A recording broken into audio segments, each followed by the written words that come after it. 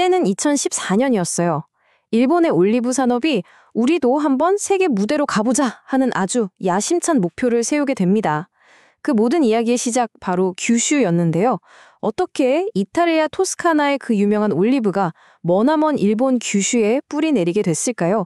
오늘 그 결정적인 순간으로 한번 들어가 보겠습니다. 자, 당시 업계 리더들 머릿속에는요, 딱 한 가지 질문이 맴돌았어요. 근데 진짜 우리 일본 땅에서 세계적인 올리브를 키울 수 있긴 한 거야? 바로 이 근본적인 물음, 여기서부터 모든 게 시작됩니다. 근데 시작부터 현실의 벽은 높았습니다. 여기 그래프를 좀 보세요. 이탈리아 올리브나무 한 그루에서 평균 10kg 열매가 열릴 때 일본 나무는요, 고작 3kg, 거의 3분의 1 토막이었던 거죠. 이 어마어마한 생산성 차이, 이게 바로 일본 올리브 산업이 넘어야 할 첫 번째 아주 거대한 산이었습니다. 자, 그럼 첫 번째 문제부터 한번 파고 들어가 볼까요? 그건 바로 효율성의 문제였습니다. 이게 그냥 열매가 적게 열리는 문제로 끝나지가 않았어요. 진짜 문제는 오이를 짜내는 효율, 그러니까 추출률에서도 차이가 확 났다는 겁니다. 이탈리아가 평균 15%의 오이를 뽑아낼 때 일본은 겨우 10%에 그쳤던 거죠. 그러니까 단순히 나무를 많이 심어서 양만 늘리는 게 아니라 이 열매 하나하나에서 뽑아낼 수 있는 가치를 최대한 끌어올려야 하는 아주 어려운 숙제를 안고 있었던 겁니다. 자, 그런데 바로 여기서 이야기의 흐름이 바뀝니다. 바로 전환점이죠. 큐슈 올리브 보급 협회, 줄여서 KOA라고 부를 텐데요. 이들이 그 해법을 저 멀리 이탈리아 토스카나에서 찾아오게 됩니다. 어떻게 된 일일까요? 2014년 초 정말 모든 게 속전속결로 진행됐습니다. 2월에 토스카나 최고의 올리브 전문가 마리오 파치니 씨가 규슈에 직접 와서 강연도 하고 교육도 했어요. 그리고 불과 2달 뒤인 4월에요. KOA가 바로 파치니 씨 농장에서 검증된 수확량 높은 묘목들을 아예 공식적으로 수입하기 시작합니다. 이탈리아의 노하우와 그 우수한 유전자가 일본 땅에 직접 들어오는 아주 역사적인 순간이었죠. 근데 여기서 정말 중요한 건요, 그냥 아무 묘목이나 막 들여온 게 아니라는 점입니다. 아주 전략적이었어요. 예를 들면 향이 정말 끝내주는 고급 오이를 위한 프론토이오 품종, 그리고 바닷바람에도 끄떡없는 타자스카, 또 요즘 많이들 찾으시는 건강 성분이죠. 폴리페놀이 아주 풍부한 코라티나까지, 이렇게 목적에 딱 맞는 최고의 품종들만 콕 집어서 아주 신중하게 골라온 겁니다. 자, 그럼 다음 단계로 가볼까요? 이렇게 들여온 좋은 묘목들, 이 새로운 전략이 규슈 땅에 어떻게 뿌리 내리고 자라났는지 그 성장의 현장을 한번 같이 보시죠. 무려 15,000그루입니다. 이 숫자 하나만 봐도 이 프로젝트의 스케일, 그리고 이 사람들의 야망이 어느 정도였는지 감이 오시죠? 당시 사가현이랑 구마모토 현에 있는 KOA 육묘장에서 이탈리아에서 건너온 묘목이 자그마치 15,000그루나 자라고 있었던 겁니다. 이런 움직임은요, 순식간에 큐슈 전체로 쫙 퍼져나갔어요.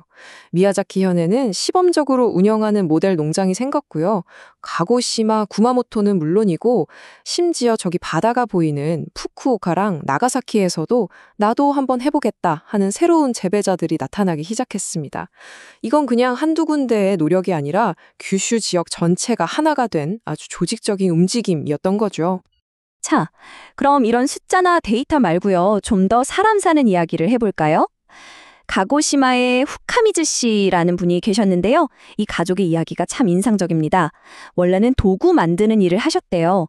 그런데 이 올리브 재배를 시작하면서 가족 전체가 완전히 새로운 에너지를 얻게 됐다고 합니다. 어떤가요? 이런 거대한 전략이 평범한 사람들의 삶을 어떻게 긍정적으로 바꿔놓는지 보여주는 정말 멋진 사례 아닌가요? 좋습니다. 나무는 잘 심었어요. 그런데 그걸로 끝이 아니잖아요? 진짜 중요한 건 그래서 이 올리브로 어떻게 돈을 벌 건데 하는 문제죠. 이걸 어떻게 매력적인 상품으로 만들어서 시장에 내놓을 수 있었을까요? 바로 여기서 KOA의 역할이 다시 한번 빛을 발합니다.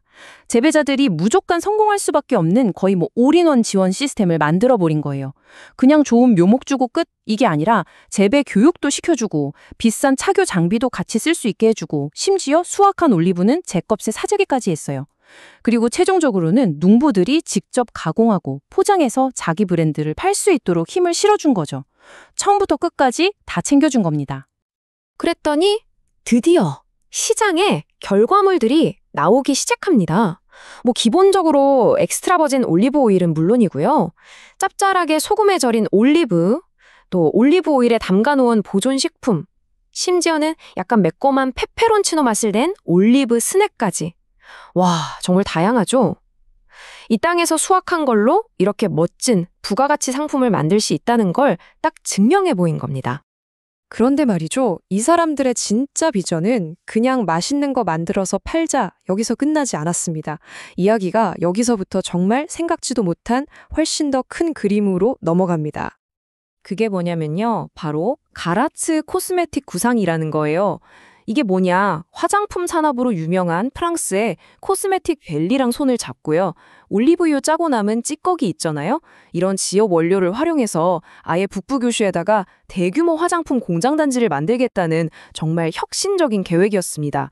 버려질 수도 있었던 농업부산물이 최첨단 화장품 산업의 원료가 되는 엄청난 발상의 전환이었죠. 자, 이제 시야를 좀 더 넓혀볼 시간입니다. 규슈라는 한 지역에서 시작된 이 프로젝트가 어떻게 일본 전국 규모의 산업으로 커나가는지 그 미래 비전을 한번 따라가 보시죠. 이 성장을 뒷받침하기 위한 인프라, 그러니까 뼈대를 만드는 데는 두 개의 핵심 조직이 있었습니다. 하나는 지역에서 이 모든 성장을 이끌고 성공 모델을 만들어낸, 말하자면 지역 엔진 역할을 한 규슈의 KOA.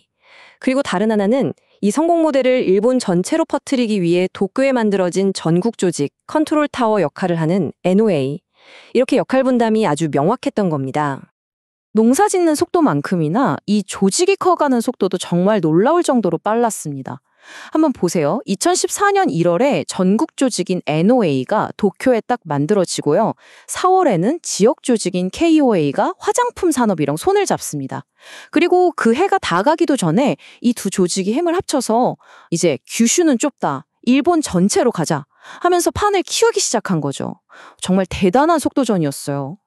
결국 2014년 큐슈에서 시작된 이 작은 불씨가 일본 전체의 올리브 산업이라는 거대한 불길로 번져나갈 발판을 마련한 셈입니다. 이 이야기를 다 듣고 나니 이런 생각이 드네요.